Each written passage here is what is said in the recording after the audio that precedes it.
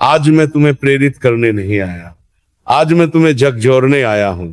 आज मैं उस दुश्मन का पोस्टमार्टम करने आया हूं जो चुपचाप तुम्हारी जिंदगी खा रहा है और तुम उसे थकान कहकर छोड़ देते हो। उस दुश्मन का नाम है पढ़ते समय आने वाली नींद। बच्चों, ये नींद कोई मासूम चीज नहीं है, ये आराम नहीं है, ये भविष्य की स्लो सुसाइड है। ये नींद किताब देखते ही क्यों आती है, मोबाइल देखते ही क्यों नहीं आती, गेम खेलते समय आंखें क्यों नहीं झुकती, चैट करते समय दिमाग क्यों फ्रेश रहता है? क्योंकि ये नींद शरीर से नहीं आती, ये माइंडसेट से आती है। इस बात को समझो, शरीर थका हो तब भी अगर मन में आग हो तो नींद हार जाती है, लेकिन अगर मन कमजोर हो तो पूरा शरीर शट डाउन हो जाता है।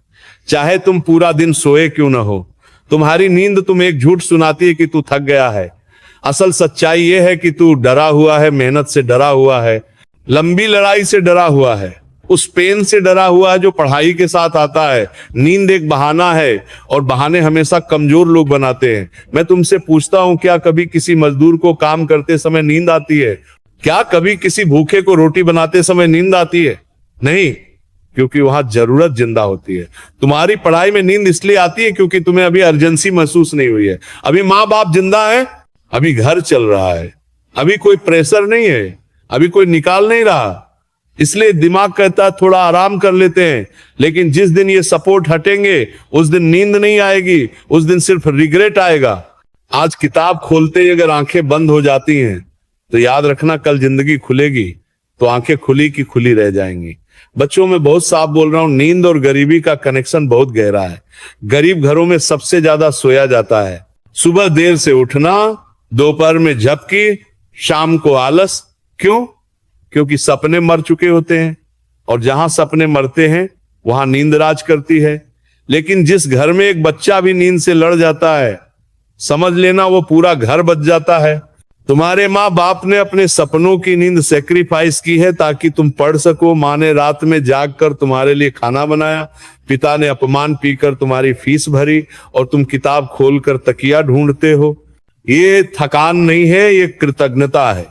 अब मोबाइल की बात सुन, मोबाइल कोई साधारण चीज नहीं है। मोबाइल दिमाग को लेजी बना देता है, ये तुम्हें इंस्टेंट सुख देता है। और जो दिमाग इंस्टेंट सुख का आदी हो जाए वो लॉन्ग स्ट्रगल से नफरत करता है। पढ़ाई में समय लगता है, मेहनत लगती है, फेलियर लगती है, इसीलिए दिमाग कहता है सो जाते हैं। मोबाइल ने तुम्हें सिखाया है बिना मेहनत मजा कैसे लेना है। और याद रखना, जो बिना मेहनत मजे का आदी हो जाता है वो जिंदगी में हमेशा दूसरों के नीचे रहता है। अब उपाय सुन और ध्यान से सुन, क्योंकि यही लाइंस तुम्हें बदल सकती हैं। पहला नियम, डर पैदा करो। हाँ, डर। जो छात्र डर से भागता है वो जिंदगी से हारता है। खुद से रोज पूछो, अगर मैं फेल हो गया तो, अगर मेरे दोस्त आगे निकल गए तो, अगर मैं 25 की उम्र में अब भी घर से पैसे मांग रहा हुआ तो। इन सवालों से भागो मत, इन सवालों में डूबो। डर तुम्हारा दुश्मन नहीं है, डर तुम्हारा इंजन है। दूसरा नियम, पढ़ाई को पूजा नहीं प्रायोरिटी बनाओ। बिस्तर पर बैठकर पढ़ोगे तो नींद आएगी, गंदे माहौल में पढ़ोगे तो मन भागेगा।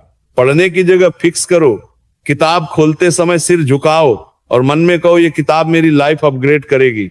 जहां रिस्पेक्ट होता है वहां नींद नहीं होती। तीसरा नियम, शरीर को एक्टिव रखो। नींद आए तो बैठे मत रहो, खड़े हो जाओ, तेज आवाज में पढ़ो, चेहरे पर पानी मारो, हर 45 मिनट में 5 मिनट चलो। याद रख, जो शरीर को जगा सकता है वही दिमाग को जगा सकता है। चौथा नियम, 21 दिन का चैलेंज। कोई जादू नहीं, कोई फेक मोटिवेशन नहीं। 21 दिन रोज तय समय पर पढ़ो, मोबाइल दूर, लक्ष्य सामने। 21 दिन बाद नींद तुम्हारे सामने खुद हार मान लेगी। अब आखिरी और सबसे कड़वी बात, माँ कभी ये नहीं कहती कि मत पढ़ मुझे दुख होगा, वो चुप रहती है और वही चुप्पी सबसे भारी कर्ज होती है। पिता अपने सपनों की बात एक्सप्लेन नहीं करता, वो बस कहता है पढ़ ले बेटा। उस एक वाक्य में उसकी पूरी जिंदगी दबी होती है। जो बच्चा इस वाक्य को समझ गया उसे फिर कभी पढ़ते समय नींद नहीं आई। समय बहुत रूथलेस है, ये इंतजार नहीं करता, ये माफी नहीं देता। जो आज नहीं जागा वो कल जिंदगी भर जागता रहेगा। अब फैसला साफ है, नींद या भविष्य, आराम या रिजल्ट, आज का सुख या कल की ताकत। आज अगर तुम सो गए तो कल हालात तुम्हें सुलाएंगे, लेकिन अगर आज तुम नींद से लड़ गए तो कल पूरी दुनिया तुम्हारा नाम बोलेगी। उठो बच्चों, किताब खोलो और नींद से कह दो तू मेरी नहीं, मैं तेरा मालिक हूं।